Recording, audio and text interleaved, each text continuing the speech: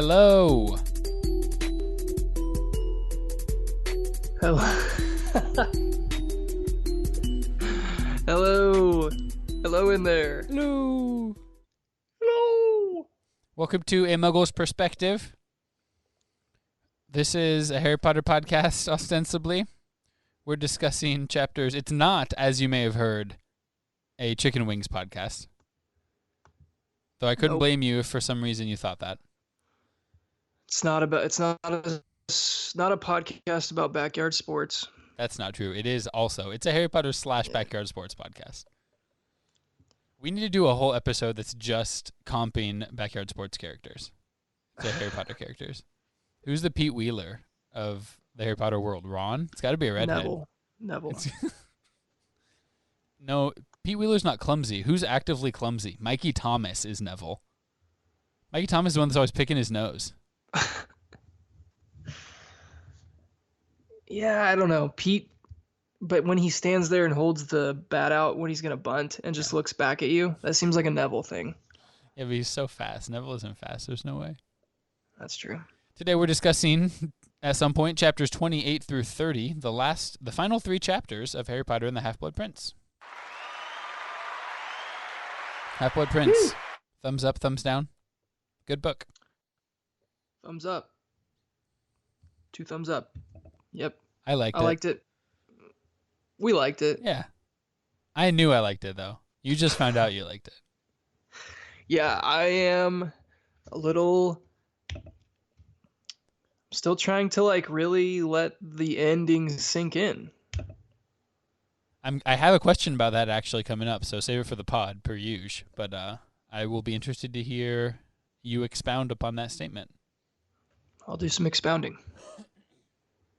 Last week, we were joined by the lovely Carla, one of our fantastic patrons. She did a fantastic job helping us break down chapter 26 and 7. She taught us some words in English. Yes, despite being a non-native English speaker, and she just generally did a great job. So if you would like Carla, to join us on the pod, then let us know. Email me. Be persuasive. Convince me to let you on the pod. Contribute to the pod. If your argument starts with that you've been giving us money, then that's going to jump you up the list, I'll be honest.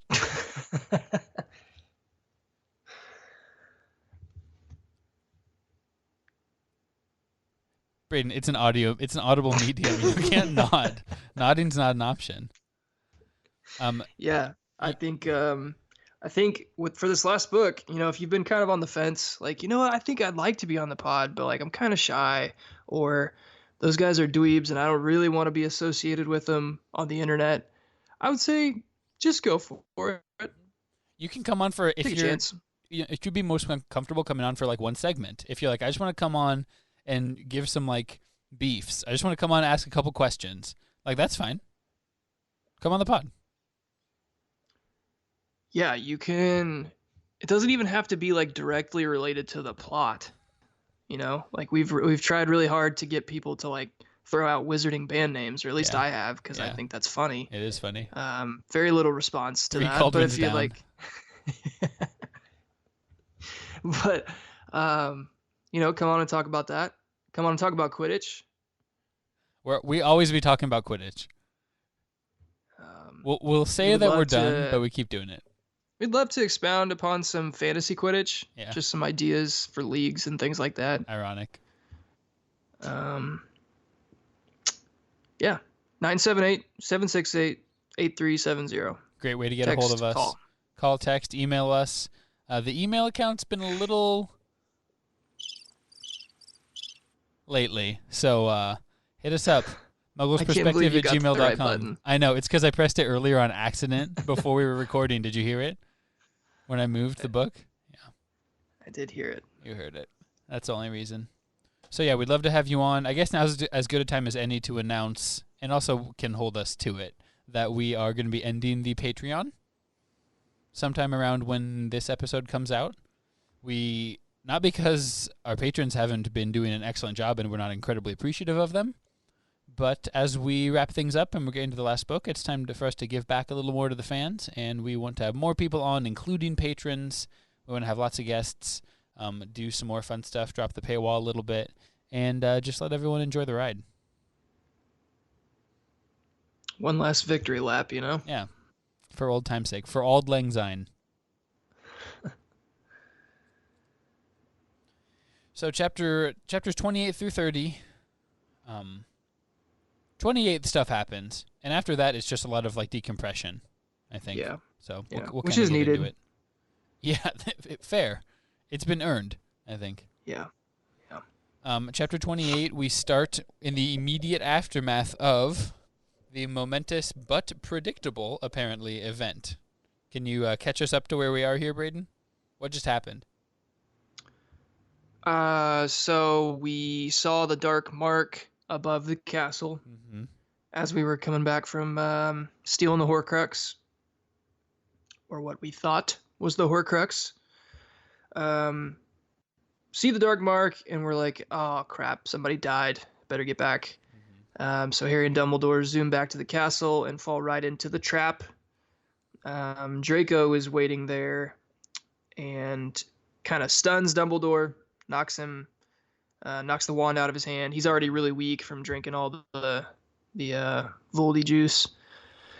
Disgusting. That's the grossest name I've ever heard for anything. Because what are the implications I don't regret it. Lots. Not gonna go there. We need a yikes drop in here. Yikes. That's good. So Dumbledore immobilizes Harry so that he won't try anything stupid, I guess. Hindsight, Unclear. Probably not a great plan. Yeah. He's under the invisibility cloak, so Draco thinks it's just him and Dumbledore. Dumbledore does the classic, like, talking the bad guy out of the thing. Like, you're really a good guy at heart. Draco monologues. Oh, yeah. This is a very monologue-heavy scene. And eventually you hear a bunch of Death Eaters v. Phoenix and DA people fighting downstairs. Death Eaters make their way upstairs. Snape ends up coming up and is like, Draco, you're wasting my time, and hits Dumbledore with the unforgivable curse. Avada Kedavra. Kills him. Kills him dead. Dumble dead. Kills him and also knocks him off of the astronomy tower. Yeah, as if it wasn't enough to hit him with the curse. Like, just launch him off the tower. Do you think that the killing curse is in and of itself inherently super painful? I'm guessing it would probably hurt more when your body crunches at the bottom of the tower, if that's how you died. I'm trying to remember how that particular curse works. Is that the one that they do on the spider in the class, where it's like the spider screaming? He does 3 of them on the spider. He does the screaming one, Crucio, that's just pain. He does Imperio, which is the mind control one, and then Avada Kedavra is the killing curse. That's what it does. It kills on contact. Gotcha. It probably wouldn't have taken much anyways with the state that Dumbledore was in. So I'm imagining it was pretty quick and painless, which is good because he fell a long way to the cold hard ground. Excuse me, guys. When I asked you to recap, I thought you were just going to say, well, Dumbledore died. So you did did a very impressive job of recapping that chapter. Somewhat unexpectedly. So we're left with Snape and Draco trying to escape, and Harry hits a Death Eater with a can't remember which spell. A spelly one. A spelly spell. A spelly spell that spells. Spelly. Yeah.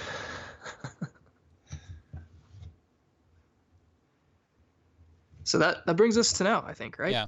And then we get to a chapter that is exclusively spent sprinting. So much sprinting. There's a lot of just running. I've got a few questions for you about this chapter. Why is Harry chasing so hard? Why is it so important to him to catch Snape and Draco? I'm sure he's just seeing red right now, right? Like, just he's in total shock And I think the hatred for Snape was already there, so it's just like, I'm gonna chase him down and kill him. Yeah, because I'm completely justified in doing that now. Right. I finally have my reason, and I'm going after him. Um, so that number one, and number two, like if he can at least subdue him long enough that McGonagall or other professors can come and like So apprehend him. someone good at like Hermione could come. Yeah, Hagrid, I don't know. Um, and catch him in the act of trying to escape, I guess. Bring him to justice, like through the legal system. Yep. Okay. Send him to Azkaban. I wasn't sure if you thought were like it was just revenge, or Harry just feels motivated, like I have to do something, or because I mean he repeatedly is like, oh, and then I thought I was gonna die, but then I just started running faster because I needed to get there. Yeah, I think the adrenaline has just kicked in, right? Like, I think part of it's revenge and part of it's just like you said, I got to do something right Yeah. now. Like Dumbledore just got zapped off the tower, and Snape and Malfoy, the two people I hate the most in the world, Yeah. killed one of the people I love the most in the world. Yeah. And so I got to go after him. Is it Dumbledore, Ginny, Ron, Hermione, or where is that? Ooh. Well, had I not just read the last chapter, Mm-hmm. I maybe would have answered that differently. But Mm-hmm. I think it's Dumbledore, Ron, Hermione, Ginny. Wow. Ginny bringing up the rear, the caboose. Unfortunately, I hate that, but it's just the reality, Like, it's a James Bond situation. It's like Shaken, can't not stirred. you can't stick around. Yeah. Too much to do, too much evil to fight. Too much baggage. I wanted to ask you, is this so Harry runs downstairs and gets launched into just a Death Eater versus Order of the Phoenix / Dumbledore's army battle scene. Is this where does this rank among our battle scenes that we've seen? Is this the best one? I read this and I'm like, I like this. We're firing spells at each other, and we got Ron versus a guy, and we've got this dude that's gigantic for some reason, and I like it. Yeah, what is with that description? It just keeps saying the gigantic blonde Death Eater. The one who's even bigger than he was last time I referenced him. He's actively growing during this fight scene. Yeah, I would think that this would be, like in movie terms, maybe one of the more expensive scenes in the series, right? Like you want this to be an epic. You got spells flying everywhere. You got stuff exploding. You got things toppling over. You got really big guys. You got giant blonde guys. Yeah, it talks definitely. You get a good visual sense of what's going on because like the ceiling is caving in and the walls are like flaking off just from sheer like magical force. So it lends itself to cinematography, I would think. Yeah. So you would say this one's up there for you in terms of like just epic, exciting. Well, I'm trying to compare it to other fight scenes, i.e., remember other fight scenes. Like Yeah. I know, obviously the one where Sirius dies, like the whole chase through the library. That's a big scene. The whole Dumbledore v. Voldemort scene, I think in that same movie. I think that ends that fight scene. Harry v. Voldemort with In the graveyard. like force field. Yeah. That one's tough to compare to these because it's like he's doing one spell on accident. Like it's just him holding his wand strongly, you know? It doesn't feel like a good get back and forth. Right. Okay, Harry versus a Harry / Fox versus a basilisk. This one to me in my head feels more Star Wars-ish, like bright colors everywhere and people rolling across the ground and yeah, and they're like you can pan across and see like all these different duels like you do in like you see a bunch of different people using lightsabers or at once or whatever. Here's a not important question. Do you think that they that there's any hand-to-hand combat involved in this. Like, you get like you zap one guy and you turn around and there's one in your face. So you like pop him with an elbow and then zap him, and then like there's some actual fighting involved in it, or do you think it's all just pew pew like across the room with I would hope wands? there is. It's kind of like when you're sword fighting and like you're clashed up against each other and then you like headbutt him because like Right, that's that's what I available mean. to you. Yeah. Yeah. I mean, we can say without a shadow of a doubt that if Hagrid's involved, that's definitely happening. Hagrid's like a wand, a who, and it's just like picking people up and throwing them at other people. When Hagrid walks into the room and sees the fighting taking Yeah. place, he's holding a gigantic beer and just like slams the whole thing, wipes his mouth off, and just breaks the goblet over some Yeah. guy's head. I'm picturing him with like a 2-liter size beer bottle that he like then is able to wield as like a weapon. Just breaks it off on the wall and Yeah. like stabs some Death Yeah. Eater. Well, Hagrid, Yeah. I mean, you're at Hogwarts. Like, there's got to be a suit of armor within 6 feet of you that probably has That's like true. a sword or a mace or like a ball and chain. What's a mace? Is that like a spiky club? That's what I'm envisioning, Okay, me too. but it really could be anything. Isn't it pepper spray? I also thought that, but then put things, context clues. Probably not pepper spray. Good. That's good reading. Context clues. Yep. Yeah, so I think it's one of the better battles. Then there's a lot of sprinting. It's pretty exclusively sprinting for quite a while, with Harry going, "Oh, I got to catch up to him. Good thing I know shortcuts. Got to catch up to him." And then Snape is like, "Hey, you can't use Half-Blood Prince spells. I'm the Half-Blood Prince." So I wanted to know how this reverberated in your soul and what the implications of it are. What are the implications of Snape being the HBP, the titular Half-Blood Prince? Did catch me off guard. How about that? Really thought that it was Voldemort. I don't know why. I just really thought like this was gonna be yet another thing that kind of like weirdly connects Harry to Yeah. Voldemort. Well, at one point you really thought it was Harry. Like, but that was your one of your predictions, I think, before the book That started. Harry was the Half-Blood Prince? Yeah. Oh, probably before the book started. Yeah. Yeah. And then I think you were into the James theory that Harry had. Yeah. But you definitely have thought Yeah. it was Voldemort. That's been the strongest one. Never thought it was Snape though, which is weird. Like when it gets revealed, like when I read that today, it was like, oh, that kind of seems like it should have been obvious. It But is I, the only one you know that's really good at potions, that was writing in the potions book. That's how you what I know it's a mean. great reveal. Is that like she Yeah. somehow didn't tip it this whole time, and you're like, oh well, that couldn't make any more sense than it does.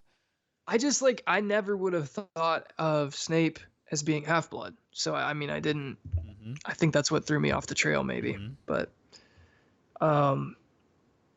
so as far as implications, I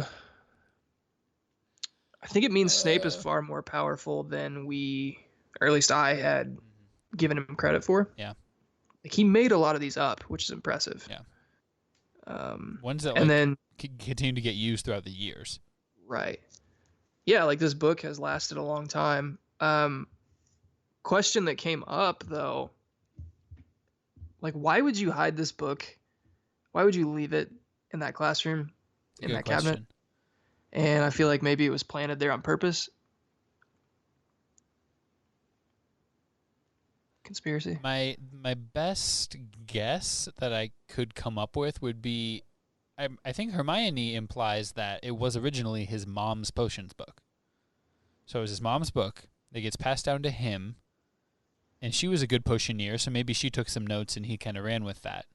And then maybe by the time he graduates, he's like, I'm not super proud of having a hand-me-down book. Like it's not necessarily going to go on like the prized bookshelf at home. Or he doesn't want, like, maybe he puts it there after his 6th year because he's like too cool for it now, and he's like, let's just kind of get rid of this. That's just a used textbook. I don't know. It must go in the closet. I mean, It's thin, but that's all I got. yeah, I can't get on board with that one just because like that's where he jotted down all these notes of these spells that he made up Yeah. that were successful. So I feel like that would have been one that he kept close to the vest there. Like Yeah, I mean, but we can't confuse him with Voldemort, who literally makes a book just to write down his accomplishments, and it's one of his most prized possessions, and he turns it into a piece of his soul. Like, Voldemort is all about the collecting and bragging thing. So maybe Snape just doesn't quite have that same tendency where he wants to like show it off as a trophy. Like, look at all this stuff I wrote. Because maybe he had rich friends that are like, oh, you have a hand-me-down book from your mom, and they're gonna, make fun of him instead of realizing it for what it's worth. I'm just playing devil's advocate. I mean, it doesn't make a ton of sense to me either. Yeah. So, yeah, I mean, I think he's more powerful than I gave him credit for. I think that's also evidenced in the scene where then Harry's kind of on the ropes trying to like throw any spell he knows at Snape, and Snape's just like basically flicking his wrist, blocking them. Yeah, it turns out most of the spells Harry knows, Snape invented. Yeah, so I don't know, like I don't know. To me, this created a sense like a kind of hurt my confidence in the cause like of Harry and him like I mean Dumbledore's gone. He's Dumble dead. And Voldemort's alive and out there, and now Snape has joined forces and has clearly proven that he is pretty friggin' powerful too. Yeah. And what do we have? We've got Harry, who like is a good wizard but very young, and is still got a lot to figure out. Very like emotionally driven. Very emotionally driven. A lot of the good stuff he does is because of his courage and bravery and friendship. Yeah, so like it'll come back to Harry and the Quad Squad have love, so they have the upper hand. Crowd, I'm watching Braden's face right now. He rolled his eyes as he said that. You're gonna love, so I guess somehow the last page is gonna be, and then they all held hands and they Care Beared like hearts at Snape and Voldemort, and they both said, "I'm sorry."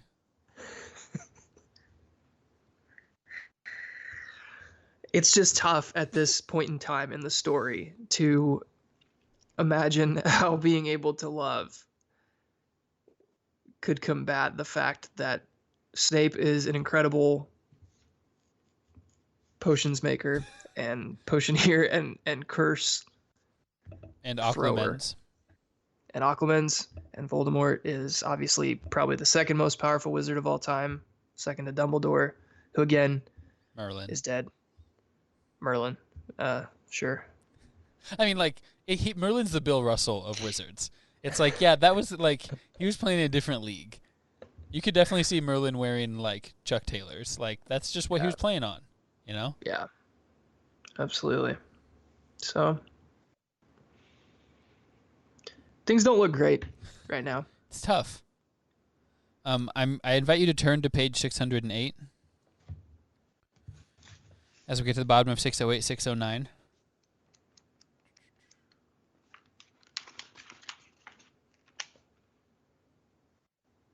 He had known there was no hope from the moment the full body-bind curse Dumbledore had placed upon him lifted.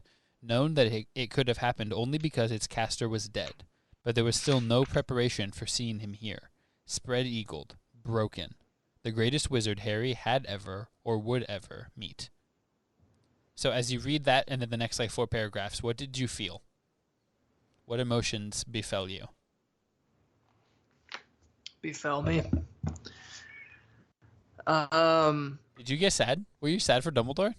I was a little sad. I was more sad in the last chapter during the funeral. Right. To be perfectly honest, during this chapter, I kept waiting for him to like miraculously come back to life. Yeah. Because you're like, classic Rogge. Rogge's going to cut me off right when we all think he's dead. Yeah, exactly. Because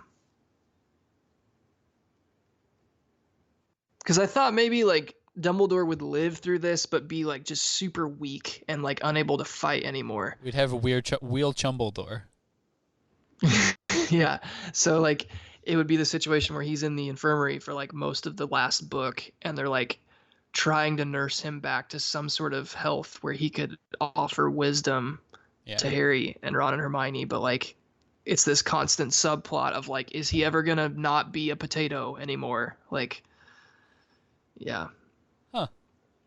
Well, But that's not what happened. no, he's, I think, super dead. Seems pretty dead. He got put in a tomb. He did. Um. So yeah, like this chapter, I like. It was more. I felt like on edge the whole time. Like, wait, okay. Like the percentage of me thinking he was dead started at like 50, and then I read a few pages and it went to like 60, and I read a few more pages and it went to like 70. It was like by the end of the chapter, I was like, okay, I guess he's really dead. Yeah. I'm gonna ask you. I'm gonna skip ahead here a little bit to the beginning of the next chapter, but I was asking about Harry's grieving process. Like, can we kind of map out the stages of grief, for Harry, and then I was going to ask like for you too, but I mean that's strong. Like, I'm not saying that you are, as a reader, are really intensely having to process grief over the death of this fictional character, but I think when you talk about 50% sure, like that's denial, right? Right. Right. What's the next one? Bargaining? Yeah, kind of like, yeah, I guess like, okay, maybe he's just like, he's not dead, but maybe he's like really, really hurt to the point where he's almost useless now. Yeah. And then the next step is like almost secondary shock of like acceptance. Not wow. acceptance, but acknowledgement. Okay. Like you're actually saying out loud now, like, okay, he's dead. And then from there, it's like, it's reflection after that, like kind of thinking about how much that implies and how that changes things moving forward. So I think one of the like official steps, feel free to call in if you know more, if you're a grief counselor, you know more about this than I do. One of them is anger. I don't know if we see that reflected in any of Harry's behavior. He seems pretty short and edgy in most conversations right afterward, like when Lupin's in there and Tonks and Madame Pomfrey. Like he's pretty bitter at that point. Yeah. So yeah, anger. Yeah, I guess that's there. We'll talk more about the locket and the note and RAB later. Hoping you have some thoughts on that.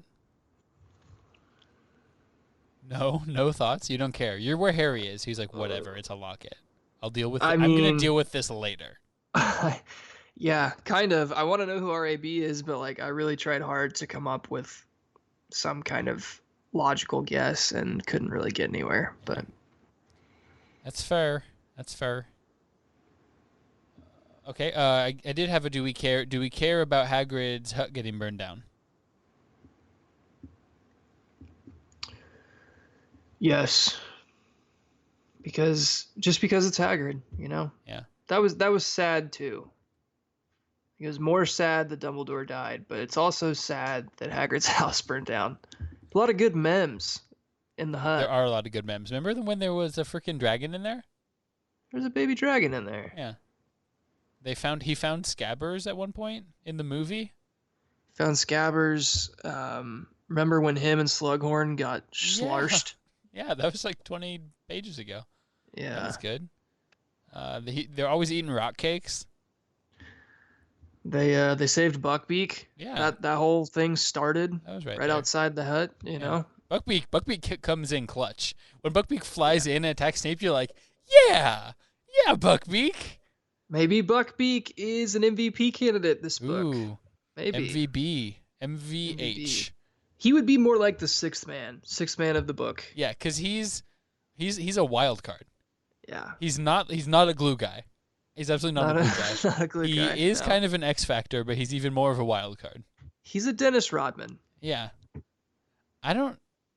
He gets rebounds. He does. He's not afraid to be physical. Let's put it that way. He's attacked both Snape and Malfoy to this point. It's a pretty good resume. Yeah. Can't count the rings. Can't argue with that. You haven't mentioned the fact that as soon as they light the house on fire, Hagrid's like, "Come on, man, my dog is in there. There's a dog. Really?" And he has to go get Fang out. Thank God Fang lives through this, because if Fang would have died during all this too, I don't think I would have read the last book. That would be unacceptable. That would just be ridiculous. Fang memes, real quick.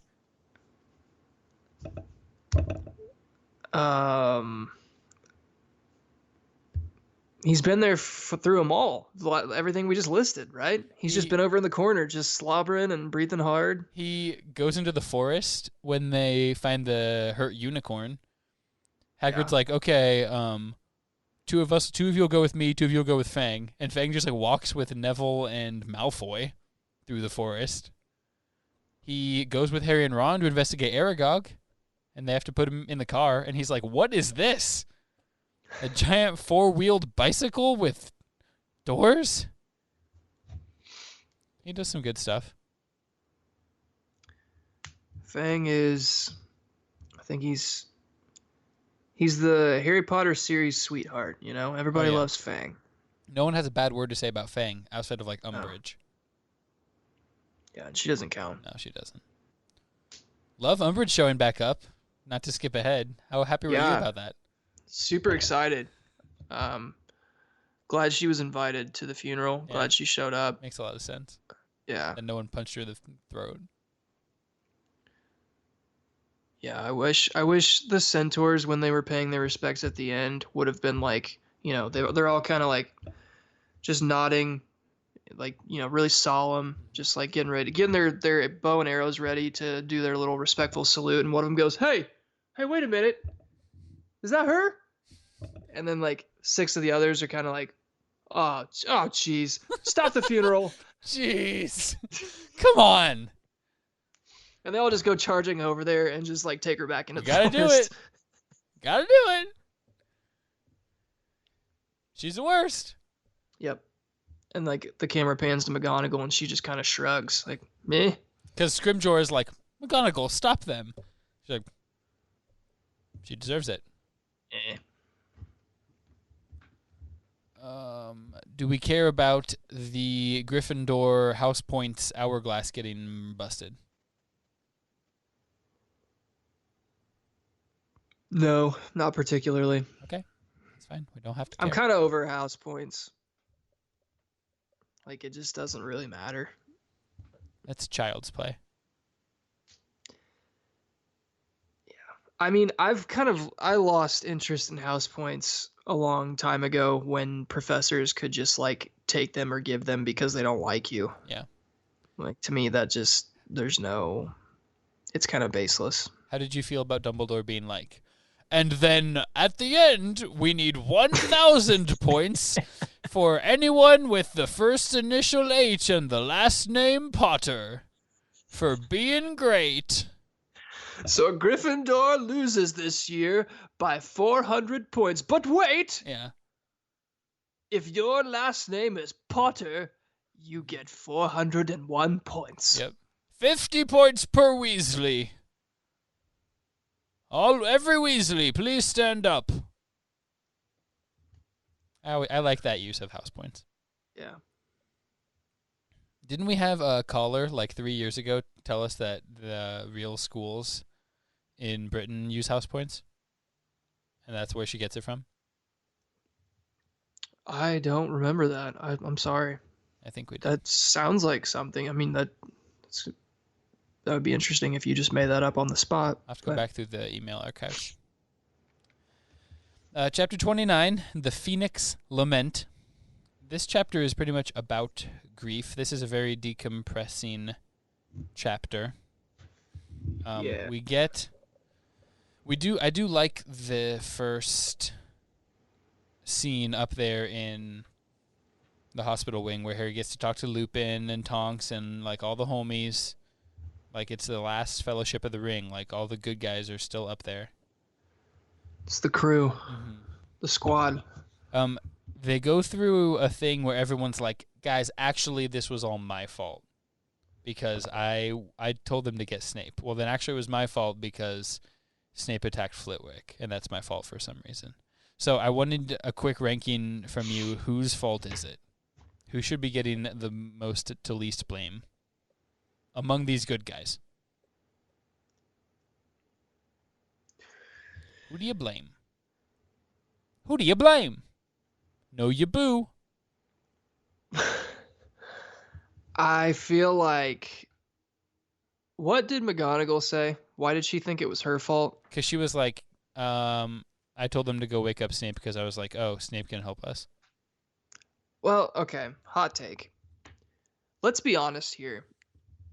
Dumbledore's death is Dumbledore's fault. Ooh. Bwah, bwah, bwah, bwah. Braden's beef! Why is that?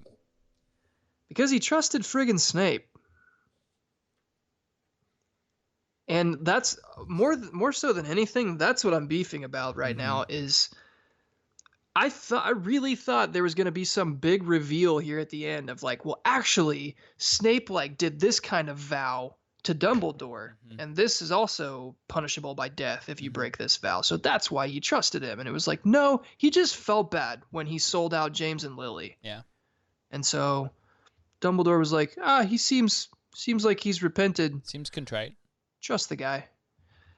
That's ridiculous. Yeah, Lupin's like, wait, Harry, are you messing with me right now? That's what Dumbledore said? Because, like, that's some bullcrap. He hated James. Yeah, it doesn't seem to add up. I'm hoping there's going to be more to that in the last book. Of like, we find out more ways that Snape, like, conned Dumbledore into thinking that he was truly on his side, because that's not enough. So, number one on the blame scale is Dumbledore. Yeah, I hate to do that to the guy. I know it's, too soon. Like, he did, but... I know it's not PC to talk about this. You're not going to want to hear it. But I'm here to talk about the truth. Yeah.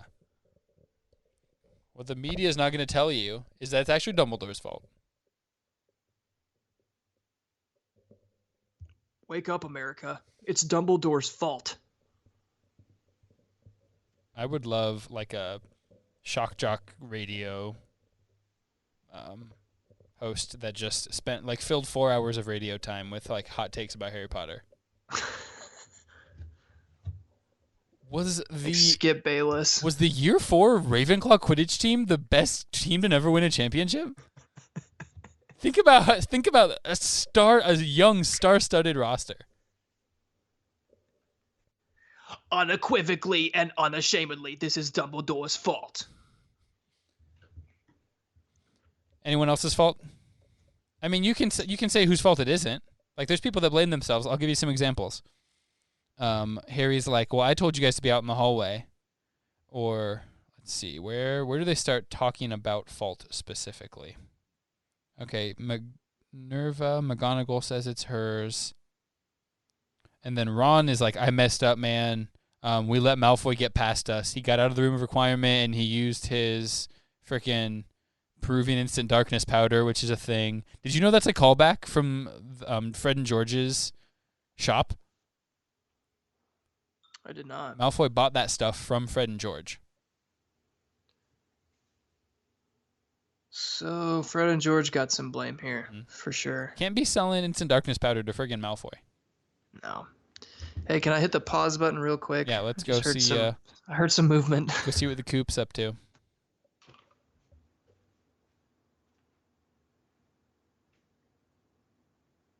What's up, dude? Braden's just standing at the door to the room, staring out of it, calmly talking to Cooper.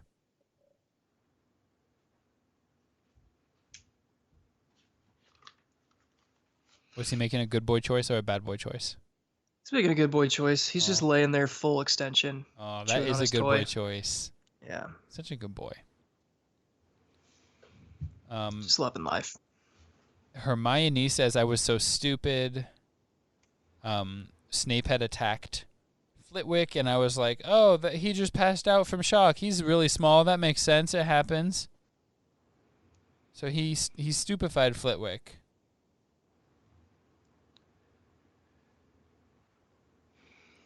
So she thinks it's her fault.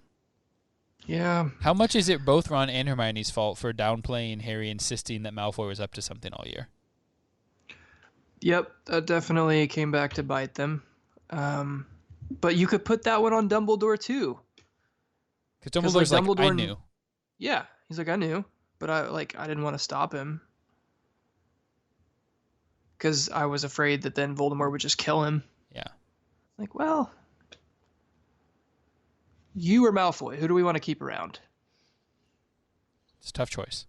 I appreciate, he's a child. You want to, but like. Are Malfoy's best years ahead of him or behind him, honestly? Ooh. Interesting question. Thanks. I don't know how many years he has left after he just failed to carry out the Dark Lord's orders, showed weakness and fear. Yeah. Unless Snape will take him back to Voldemort and tell the story like Draco did it. I'm vouch for him. Yeah. Do we blame Harry? How would we blame Harry? He sprints after Snape instead of helping in the battle. He used some of the Felix Felicis earlier, so they couldn't use it. I don't know. It's tough. Harry comes off looking pretty good. Yeah. He isn't strong enough to bring Snape down. Yeah. I mean, that's... But it's not like he could have prepared for that, Like, for me, it just keeps coming back to, like, the signals were there that Snape was not truthful. You called it. You said, I don't trust Snape right now. And then he killed Dumbledore. He freaking killed Dumbledore. How you can't come back from that? You're not just going to come out here and kill Dumbledore. No. Dumbledore's the guy. Do we care about Bill and his face getting eaten? No, because Fleur is pretty enough for both of them. That's a good line. So. That's a good line. I am pretty enough for the both of us, I think.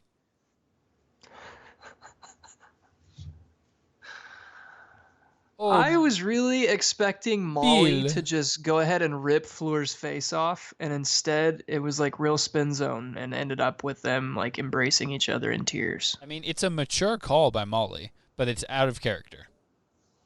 Yeah, I really thought Molly was just like, with all the emotion of everything else going on, was just going to be like, ah! I mean, go nuts. When she said, that you guys were going to get married, you were going to, that's in the past. That's a line in the sand. Like, you don't come back from saying that. And Fleur's like, a firm screw you right here. We're still getting married. Do we care about their wedding? We care about it because that's really the only thing Harry is holding on to at the end of the book. It's like, this is the last normal thing I get to do before my life becomes about finding and killing Voldemort. Yeah. I guess so. So McGonagall takes Harry off to the side and is like, okay, Harry, so like, I'm kind of technically the headmaster now, so you can just like tell me what you're doing with Dumbledore. It'll be real low-key. Just tell me about it. And Harry's just like, nah, fam. Pass. Harry just like gives him the Marshawn Lynch, Russell Westbrook. I was here so I don't get fined. Yeah, that's what he's saying to McGonagall. What does she say? Potter, in light of Professor Dumbledore's death, I think you must see the situation has changed somewhat. Like, he died, so you don't have to like keep listening to him. So my question is, does that hold any water with you? Should Harry have told McGonagall what's going on? No, because I think Harry's just kind of gotten to the point mentally where it's like, look, I've been trying to tell you guys that Snape sucked. Yeah. For like a long time. He has been emotionally abusive to me and my friends pretty consistently for years. Sometimes nobody wanted to believe me. I tried to tell everybody that Malfoy was up to something. Nobody wanted to believe me. Like now I can't trust you guys to make the right call. I can't trust the ministry to make the right call. That Like ship sailed. it's me, Ron, and Hermione. So like sorry McGonagall, but shove off. Honestly, Ron's on thin ice. Should have listened to me about Malfoy. He was telling me to calm down about it all year. And you're not even to Ron level. Hermione gets to stay around. Hermione's got to pass. Ron and Hermione just have a better resume overall, so than McGonagall. Ron, pros. Is also tall. Good at eating. More loyal. Loyal. A keeper. Oh, hey, Coop. Oh, hey, Coop. Hey. Oh, hi, guys. Come here. Let's say hi. Come here. Oh, Coop, come on the pod. How do I record this? Coop, we're friends and I love you. Say hello. Yep, I'm recording. Coop is such a fluffy boy. Oh. Coop, you're such a fluffy boy. Your hair is longer than last time I saw you. It's getting very long. I could probably use another pup cut. Do you guys do it or do you take him to a place? The only time we have done it, we took him to a place and they just kind of trimmed it. But as much as that costs, we're probably going to try and figure out how to do it on our own. We tried, and George was like, clippers, that's not acceptable. You don't get to get close to me with those. So Rachel has scissor cut his entire body once, and it took so long. We cut him pretty short, though. I don't know how you guys do it, if you're just looking to trim him up a little bit. Yeah, probably just trim him, because he's super skinny when you cut his hair down. Yeah. It's cute, though. Like, kind of weirdly. It's cute, though. He's a growing boy. Yeah, so we're probably he's like weirdly okay with you doing things to him that most dogs are not. Mm-hmm. Like, baths, he just stands there and stares at you. Yeah. Like, could not care less. Hannah has like trimmed his nails before. He's just kind of like, meh, whatever. Yeah, George is chill about that. She's trimmed the hair out of his face before. Yeah. He just kind of lays there. It's weird. Huh. Well, that's a good weird. Yeah. Where are we at on the future of Hogwarts? There's a lot of discussion about this. Is it going to reopen? Should it reopen? So I was kind of thinking through that until the end of the book when Harry's just kind of like, yeah, I'm not doing that anymore. And then after he said that, like initially when he said I'm not coming back, it was kind of like, well, just finish it out. Like that's kind of dumb. Get your degree. Then, yeah. The more I thought about it, it was like, what's the point? Like, I mean, at this point, Dumbledore's dead, and the point of your existence is to kill Voldemort. So, like, why waste time with classes? You don't think there's anything he could learn that would help him? Not from anybody there. He has no trust in the establishment. I mean, I'm sure there are things he could learn, but I feel like just staying at Hogwarts, just like he needs to be mobile. He needs to be on the move, looking for Horcruxes. Yeah, that makes sense. Let's try to get in one really quick howl in here. Calling in, listening to episode 65 on my way into work this morning, and you guys are talking about the spat. We'll call it I don't know if you want to call it a love spat or not, but the little spat that Hermione and Ron are having in chapter 15, I think. And just wanted to add that this is not the first time they have had an argument of this kind. Back in, I think it was Goblet of Fire, during the Christmas dance, they had a similar argument. So, question for Braden. Do you think this is foreshadowing relationship between Ron and Hermione, or a breakup of the trio as a result of their continuing arguments over this stuff. Anyway, thanks for continuing to do the show, and I hope y'all are staying safe, and talk to you guys later. Bye. Always good to hear from the Chadlac. So Chad's question for me is if I think the love spats, as he referred to them, are foreshadowing a relationship between Ron and Hermione, or if it's ultimately going to break up the trio. Because we've seen it before. They've love spatted before. With Crumb over Vicky. I think when it's all said and done, Ron and Hermione do end up together in a relationship. You see them as a good fit?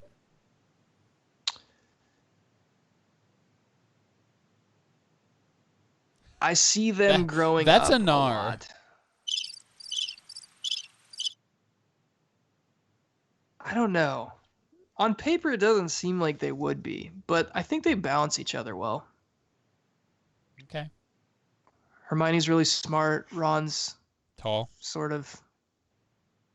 Yeah, Ron's tall. He has red hair.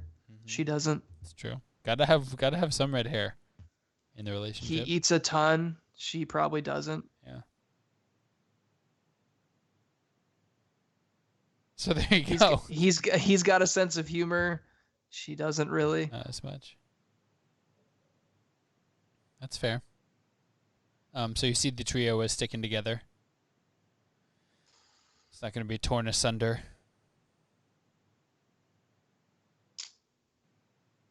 No, I don't, just because it seems like the end of this book is those three more united than they've ever been. Yeah. Crying on each other's shoulders, etc. Well, and just like them both telling Harry, like, wherever you go, we're going with you. Where you go, I go. There's clearly more lines he was supposed to pick up. I don't think I know him. Where you stay, I'll stay. See, you that's move, where I was I leaning. move. I will follow you. Who you love, I'll love. How you serve, I'll serve. That's a worship song, right? Yeah. Yeah. If this life I lose. Chapter 30, The White Tomb, the final chapter of Harry Potter and the Half-Blood Prince. I'm going to use this. Here we go. Some quick hitters, going to get some predictions. Need some feedback on a couple couples that we haven't talked about too much here. But first, the elephant in the room, RAB. What do we got? What do we at least know that RAB is someone that went and switched out the locket for the real Horcrux. That's what we know about RAB. Trying to think of people we know in the story that have the last name that starts with B. Can you help me? Millicent Bulstrode. No. Miles Bletchley. No. Charity Burbage. Bit like wizards, like famous wizards. Those are all wizards. Those are like students, though, right? Yeah, one of them was a teacher.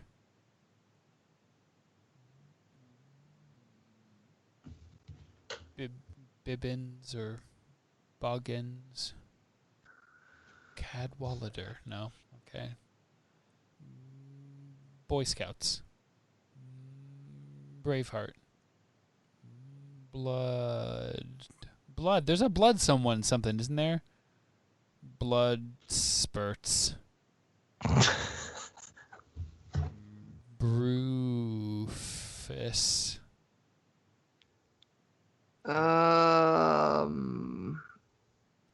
Do we know it's a name? It could be like really a boss. Could be really a boss. Seems likely. Rachel's initials before we were married were RAB. Really? Mm-hmm. So it could be Rachel. Could be a maiden name. You don't know. To me, it seems like someone we haven't met yet. You don't think it's going to be Neville? It's Neville's dad, but he can't tell us where he put it. So at that point, it was just bottom, not long bottom. Yeah. Ryan along bottom.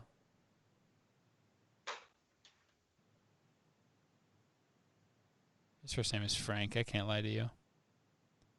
Barty Crouch. Melinda Bobbins. Melinda Bobbin. Her family owns a successful chain of apothecaries. That's all I got. Maybe it's Remus Lupin, but his name used to be different, and he changed it after he decommitted from the Death Eaters. Ooh. He changed it to Lupin to make it more werewolfy. Yeah. You ever think about Lupin. that? How there was a dude whose last name was Lupin, and the whole book we were like, well, I know who isn't a werewolf, and it's this dude whose last name means wolf in Latin. Lupine. I didn't know that was Latin for wolf. Yeah. For wolf. Remus and Romulus are the two founders of Rome, like in mythology, and they were raised by a she-wolf. Wow. Mm-hmm. Good on you, JKR. Yeah. You can pretty much find all these names somewhere. There's definitely someone whose name is Hermione in like ancient Greece. Anyway, so that's where. So we don't have any theories on RAB. What's the move? Like, what's the first step? How is Harry? Harry's like, yep, I'm gonna go hunt down Horcruxes, and no one's like, yeah. First question, why or how? How does one hunt a Horcrux? I think my first move would be asking if I can have access to Dumbledore's office, right? There's got to be like a journal where he's taking notes. You've got access to the pensive. Got to get a pensive. Can we get like that's what Harry should be doing when he's down there? Is just grabbing all the memories out of his dead body as they float away or whatever. He's a memory donor. It says on his broom license, his apparition license. Yeah, I think I would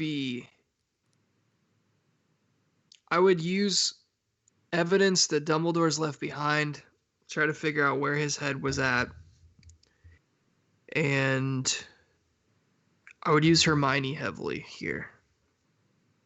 Put her on the research trail. Yeah, look into the RAB thing. Look into as much as you can about Voldemort's past. Yeah. You got to bring the pensive with you on this trip, I think. Yeah, you just like have to weld straps to it and wear it as a backpack. Smart. Yeah. So that way Ron can just dive into it while you're walking, if he needs to. I've got a couple ships I wanted to ask you about.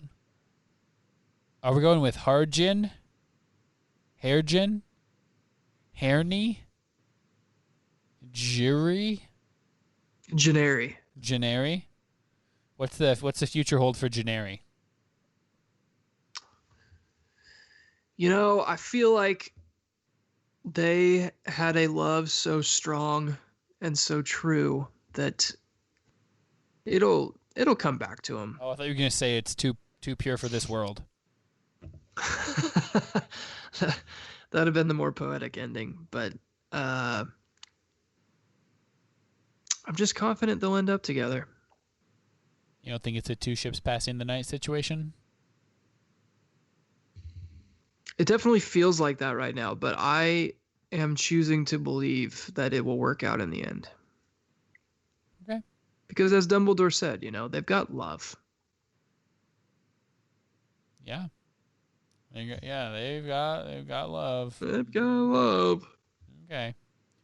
What about Lutonks? That's a real, like, that was interesting. Didn't see that coming at all. Don't know if I really care, but like, Right. kind of like, oh, okay. I feel like they describe it as Lupin being significantly older. Yeah, we're talking like 10 years. Okay. Once you're out of Hogwarts, age is just a number, right? Yeah. Especially among wizards. You can live to be pretty old. Yeah. Was this a satisfactory explanation for why Tonks has been acting so weird all year? No. No, it wasn't. I felt like they were describing JKR was describing Tonks in a similar fashion as she was like Dumbledore.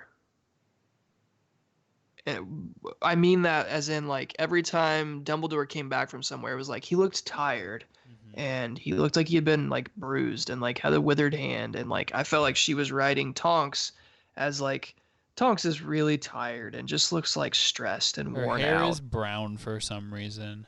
Yeah. So I really thought it would have more to do with like chasing Voldemort, or protecting Harry behind the scenes, I guess. But she was just like strung out because of her love for Lupin. Yeah. What does the future hold for Malfoy? We discussed this a little bit. You're wondering if Snape can get him back in the good graces, or he might just get whacked by Voldemort. I mean, his plan succeeded. If the goal was to kill Dumbledore.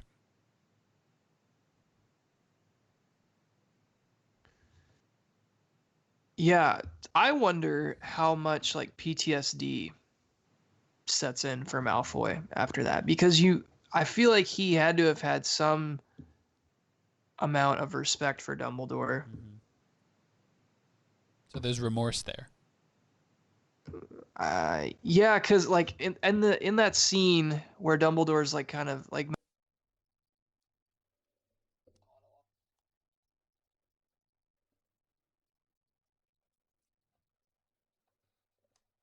Braden? No, I can't hear you.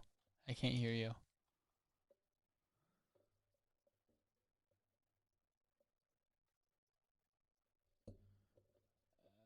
It's something with my headphones. Can you hear me? Oh, it's something with my headphones. Give me a second.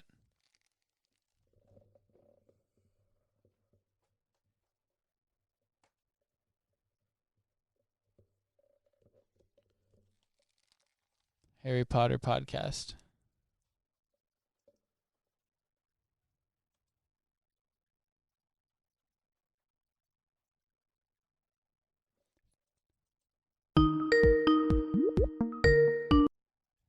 Braden? Huh.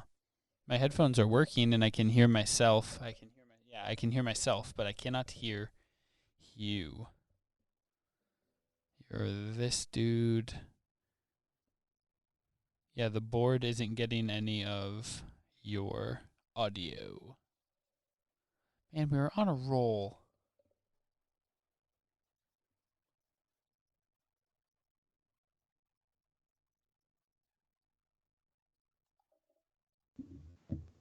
Oop, there you are. hello, No, you cut right back out. hello. Hello, yes. You still there?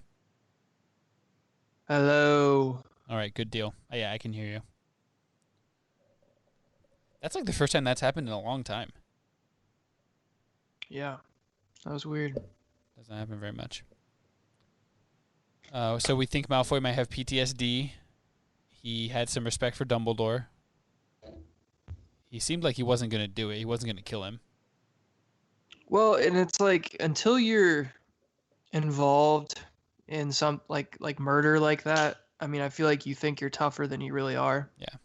And so, I don't know. Just wonder if it'll mess with his head a little bit. Wonder if it'll make him reconsider whether he really wants to devote his life to Voldemort. Yeah. So at this point, do you have any specific feelings about the funeral? You had said that this was kind of a more emotional thing for you than... Oh, wow. Getting some different perspectives here. This was a more emotional time for you than the last chapter, so I didn't know if you could walk us through kind of what you were feeling there. Oh, hey, Coop. Yeah, like I think the funeral induced the acceptance stage of the grief, right? Just like kind of as we were walking through memories in Harry's head with him, Yeah, it's kind of that's fun. like when he brings up the few words that he'd like to say. Yeah. Like I enjoy that.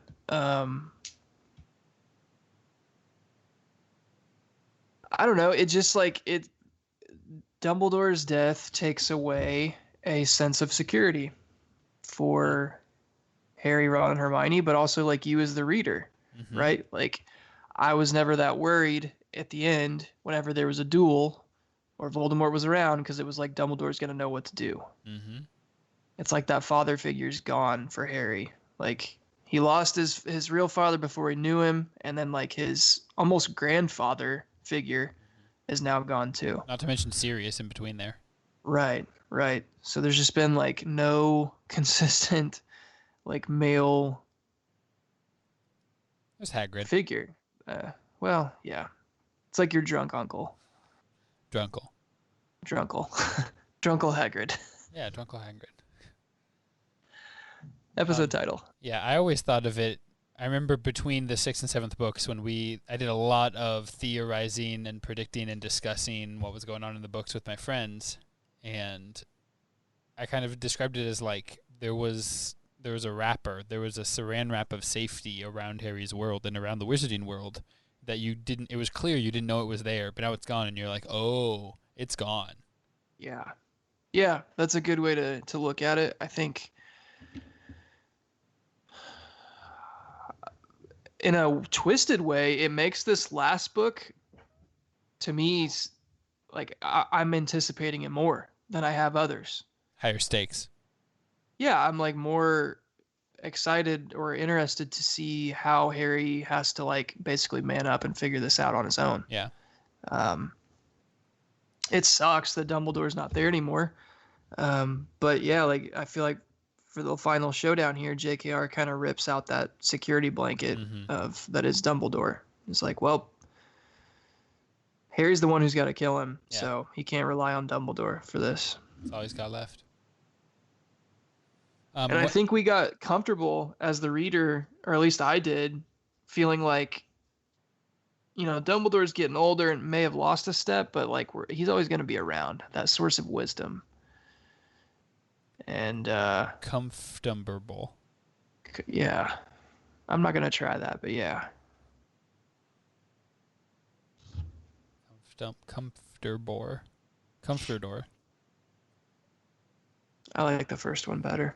So at this point, I would like you to make some predictions about the 7th book, the aforementioned 7th book. Just some small ones. We'll probably do a full prediction pod at some point later. Now that I'm thinking about it, maybe we don't need to do a prediction section now because we'll do a prediction pod later, like we did before the 6th one. Okay. Kind of in unison with the movie. Yeah, that would be good. That would be good. I was thinking about that. Like your place, we do not live very close together now. No, we do not. It's probably, I would guess, a good 3 hours. At least. Yeah. Yeah. Because we can make it to like the north side of Indy in about 2:20 on a good day. Let's just see what Google Maps has to say about it. Google Maps, sponsor the pod. Whoops. Not Warsaw, Poland. Classic. Been there. You ever try looking for jobs in Warsaw, Indiana? You get a lot of jobs that require you to speak Polish. 2.5 hours. 2.5? Oh, that's not bad. That's what it says. Why are you doing this to me? Have you taken 465 to 69?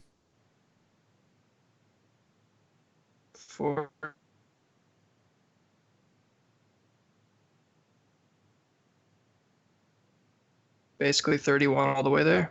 31 to 31. 24. Yeah, to 15. Yeah. I like 31. It's a nice drive. Yeah.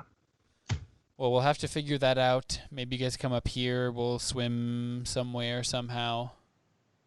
We've got a lake access for sure, at least. I don't know how you feel about swimming in lakes. I like lakes. How does Cooper feel about swimming in lakes? He's never tried. He's hopped around in a little creek before. Yeah. But George loves swimming in lakes, so he would love for Cooper to swim in a lake with him. Does he fetch? Yeah. Does Coop do much fetching? he loves to chase after it, doesn't love to bring it back. Okay. Actually, does love to bring it back, then loves to just sprint past you with it. Interesting. Because George Hasn't gotten... Sorry. Yeah. No, I was just going to say George will bring it back. And so if he will chase it with him, then they can both swim together after the ball. That's pretty much ideal. Yeah, So for sure. yeah, we'd love to get you up here to do that. Just 3 more movies left. Yeah, that's so interesting to me that they break this second book into half. Yeah. Movies. Yeah. 2 movies. Yeah. Is it that long of a book, or is it just that much that happens? It's more about the action. It's not like any big step up from the last 2. I think Order of the Phoenix is the longest. Okay. I'm going to be mad at myself if I'm wrong about that, but I think it is. Okay. It's more of a money grab thing than anything else, I think. Yeah. That makes sense. Yeah, we'll have to get you up here for that. We might take a break next week. We don't want to burn out. It's getting really nice outside. Get you a chance to go run with a Coop.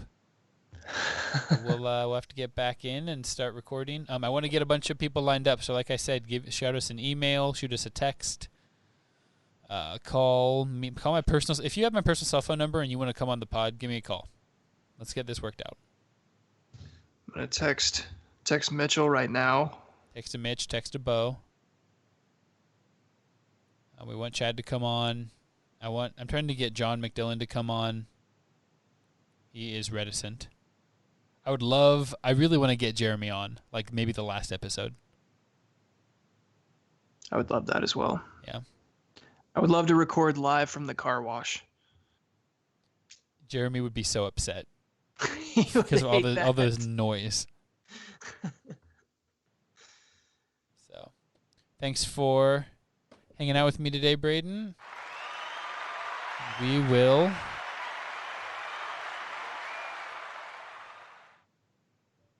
sure we'll be back with you guys soon. Absolutely. To continue to discuss Harry Potter and the Deathly Hallows in this case. Thank you to Rachel for going and getting Arby's for me to eat right before we recorded. Thank you to Hannah. They have the meats. They do. Arby's, not Hannah and Rachel. Well, Hannah and Rachel too. Yeah. Thank you to Jeremy and Jessica for your editing. Thank you to all of our patrons, including but not limited to my mom, my friend Joseph, Nate Patton, Young Logan. Thank you to Chad for calling in. Thank you to Chad. Love a good howler from Chad. Should I pause the music? Because we have another really short howler. Little bonus howl here at the end. A little bit of a bonus howl. Actually, we'll just go over the music. We'll turn the music down. Okay, so this howl needs some setup. My friends John and Grace. So Grace's little nephew, he's like 5 or something. His name's Henry. He loves Harry Potter, especially the Fantastic Beasts movies. Okay. And so Rachel and Grace were hanging out with him the other day, and they were like, "Hey, Rogge has a Harry Potter podcast. You should call in, and then they'll play it on the air, and then we'll play it for you, and so you can hear yourself, and it'll be fun."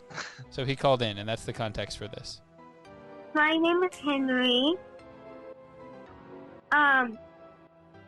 My house is Hufflepuff, and my favorite beast is a griffin.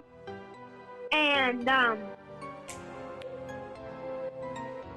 bye. Wasn't that bye the best thing you've ever heard? Bye. I love it. I think that's how we sign off the rest of our episodes. Henry, shouts to you for calling in. He said, "My name's Henry. My house is Hufflepuff. My favorite beast is a griffin." Because he's all about the beasts, It's Fantastic Beasts. Absolutely. Love a good griffin. So, that's Henry. I'm Rogge. I'm Braden. And boys, out! Bye!